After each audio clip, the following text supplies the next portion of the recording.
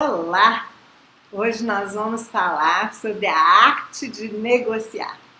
Olha que esse tema é um tema que eu tenho certeza interessa muito a todas nós, porque a gente há de convir que a gente começa a negociar desde o dia que provavelmente a gente nasce.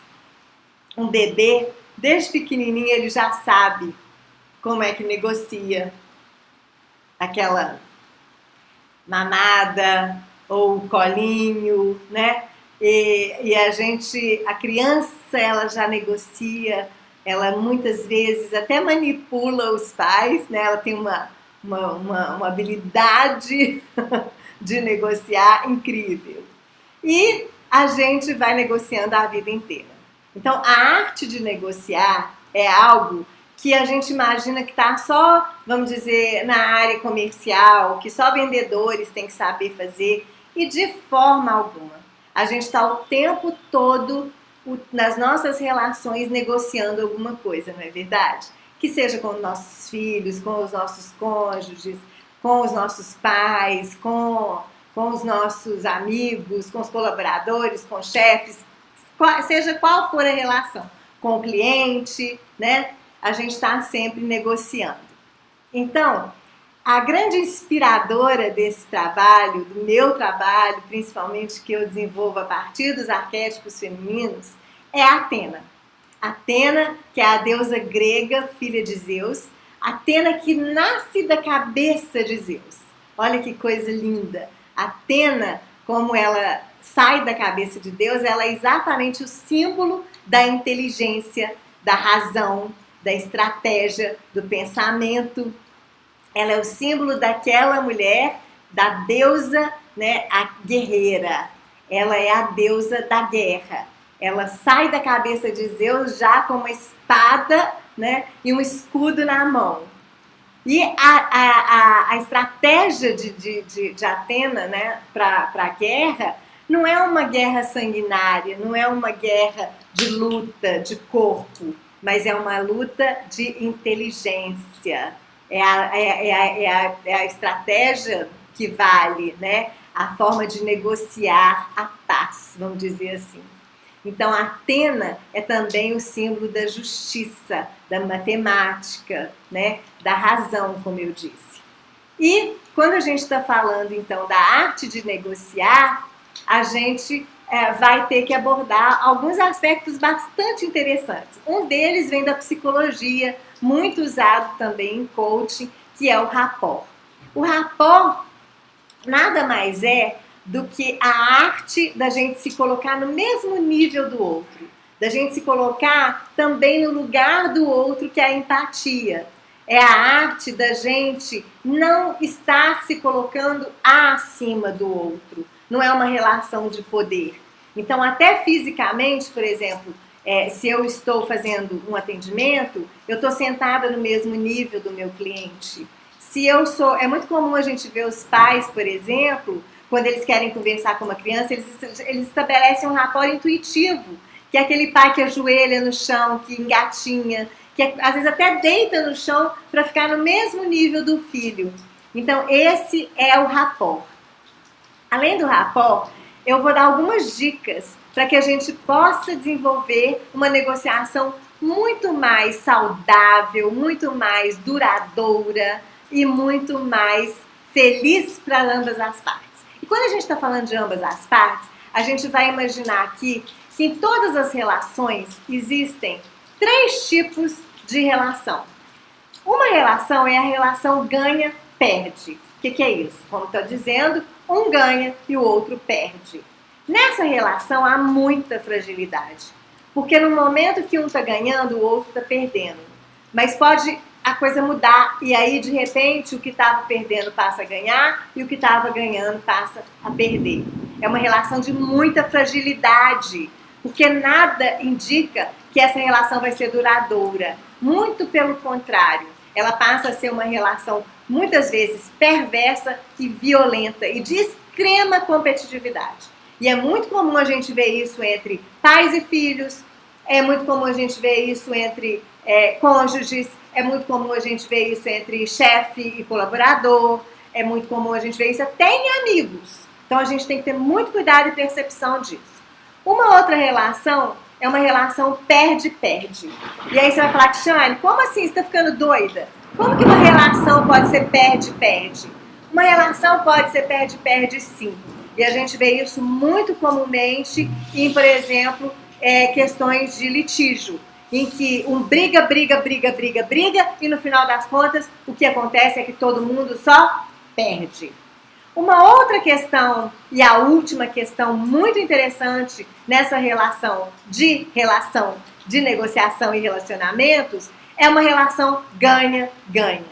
Essa sim é uma relação frutífera, é uma relação saudável, é uma relação duradoura. Por quê? Ela é uma relação onde ambas as partes têm sempre a sensação de que elas ganharam alguma coisa. É uma relação onde há respeito. É uma relação onde o que? Se for uma relação comercial, o que eu ofereço é aquilo que o meu cliente deseja. E às vezes eu ofereço até mais do que ele deseja. E aí ele se sente muito, muito satisfeito. E com isso, o que acontece? Por que é duradouro? Porque o meu cliente, ele vai ser meu cliente perpetuamente. Ele vai voltar ou ele vai ficar comigo por muito tempo e muito tempo satisfeito. E eu também vou ficar, porque ele vai me dar tudo aquilo que eu espero de um cliente, né? Que seja pontualidade, que seja fidelidade ou que seja, tá certo? A mesma coisa com as nossas relações pessoais. Então, gente, eu vou dar algumas dicas para vocês. A primeira delas é: ouça sempre mais do que fala. E uma outra coisa muito importante: ouça primeiro. Não é só ouvir mais, é ouvir primeiro. Antes de você falar, ouça. Ouça o outro primeiro. Ouça quais são as insatisfações ou quais são as demandas que ele tem. Para que depois você possa, então, se posicionar. Porque aí, se você ouve bastante, quando você vai se posicionar, você se posiciona com mais assertividade, com mais objetividade.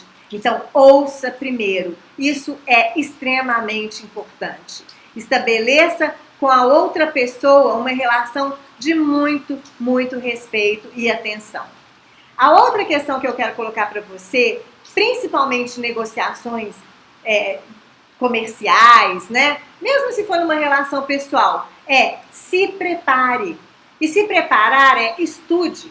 Estude o ambiente, estude a empresa, estude o mercado, né? Informe-se. E outra coisa, não estude só o seu cliente, só a empresa na qual você quer, por exemplo, trabalhar, só aquele cara que você está paquerando, que você está querendo namorar com ele, né? Mas estude os concorrentes. É importante estudar os concorrentes. Se você estiver interessado no cara, não basta estudar ele não. Dá uma observada na concorrência, como é que tá, né? Para você saber qual é o seu diferencial, o que você tem melhor para oferecer. É assim também nas nossas relações comerciais. Isso chama benchmarking. É quando eu conheço os concorrentes, quando eu conheço o mercado. É muito importante a gente estar preparado. Porque, como eu disse, só estando preparado você vai saber o que você tem para oferecer. E aí você vai ficar muito mais segura na hora de oferecer o que você tem que oferecer. E aí, gente, tem uma série de técnicas que são importantes. Se você é uma pessoa que fica nervosa, se você é uma pessoa que fica insegura, pratique a respiração. É assim. Se você estiver, por exemplo, numa reunião e sentir que você está ficando muito nervosa e precisa negociar, pede para ir no banheiro. Vai no banheiro e dá uma respirada. 1, 5, sei lá, quantas forem necessárias. Mas senta no trono do banheiro e calmamente você vai fazer isso, ó.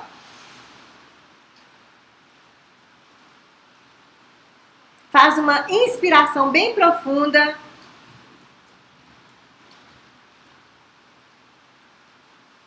E uma expiração igualmente profunda ou até mais profunda. Até você sentir que você está calma, tranquila, entendeu? A outra coisa é, sempre que você for participar de algum tipo de negociação, seja lá o que for, até com aquele carinha que você está querendo paquerar, planeje que tipo de roupa você vai vestir, que tipo de perfume você vai usar, qual que é o tempo que você vai ter para poder negociar, para poder falar, para poder se expressar. Planeje se você vai precisar de material, se você vai precisar, por exemplo, de um computador, de luz, de som, de sei lá, do que for, de um microfone. Planeje-se para não ser pega de surpresa. Leve todo o material que você tem que levar. Então, assim, gente, planejamento. E depois eu vou dizer uma coisa. Seja natural. Seja você. Não queira ser quem você não é. Porque isso é fake, isso é mentira. E mentira não se sustenta. Então, quando você for negociar, seja verdadeira, seja honesta e seja autêntica, natural. E aí, gente, eu quero dizer uma coisa para você. Nunca entre numa negociação, nunca entre numa briga, seja ela qual for, com quem quer que for, quando você estiver no ápice da sua emoção. Porque, como eu disse de Atena, Atena é razão, não combina com emoção. A gente nunca faz um bom negócio, a gente nunca faz uma boa negociação e a gente nunca resolve uma briga no afã da emoção. Então, a minha sugestão é acalme-se. E aí eu quero te contar uma coisa. Se você não sabe, eu vou te dizer o seguinte. Toda a nossa inteligência está aqui, ó, no cérebro, nas conexões que a gente estabelece no cérebro. E o cérebro, ele é dividido, na verdade, a gente chama de cérebro 1, 2 e 3. O cérebro 1 é o cérebro reptiliano. É aquele cérebro bem aqui assim, ó, que ele é pequenininho. O que é o cérebro pequenininho? É o cérebro de um réptil. Por isso que ele é o nosso cérebro 1, se a gente imaginar a evolução, né, do homem. O reptiliano é aquele cérebro em que ele pensa e que ele age para sobreviver. Então ele vai ativar as nossas conexões de sobrevivência, como por exemplo, respirar, fazer digestão, são as questões da sobrevivência, que é o reptiliano. Essa é a parte mais primitiva do cérebro. Depois, se você imaginar a evolução, o cérebro cresceu com os mamíferos. Os mamíferos tiveram que ter um cérebro maior porque eles precisavam desenvolver um instinto de autoproteção. Se você imaginar, por exemplo, um homem lá das cavernas, ele precisava se proteger. E aí ele desenvolve no cérebro uma partezinha bem pequenininha que chama amígdala, lá no hipotálamo. O que é isso? É a nossa parte intuitiva e é a nossa parte bem primitiva. É a nossa parte em que a gente age totalmente pela emoção. As nossas emoções estão exatamente ali, é quando você não pensa. Você já viu uma pessoa com raiva que às vezes é capaz de matar? Isso é o cérebro mamífero, é um cérebro primitivo, porque ele não usa a razão. Se você imaginar que o ser humano, o cérebro dele do mamífero, as primeiras emoções do ser humano foram medo e raiva, depois alegria e tristeza. Então, como é que ele reagia ao medo? Como é que ele reagia à raiva? Avançava, matava, né? No medo, ou ele ficava catatônico, ou ele saía correndo, ou ele avançava. Então, a gente evoluiu e o cérebro hoje do ser humano é um cérebro 3. A gente tem esse frontal, a gente tem os córtex, né? E o córtex pré-frontal é o córtex da nossa razão.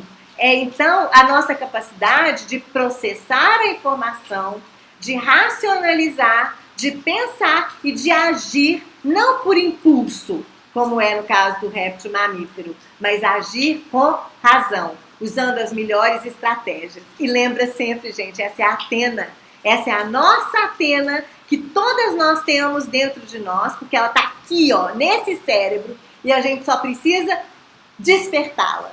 Eu tenho certeza que você, com essas dicas e com a sua prática, você vai desenvolver muito da sua capacidade de negociação. Um beijo, eu sou Cris Ferreira. Se você gostou, dá um like e um beijo para você.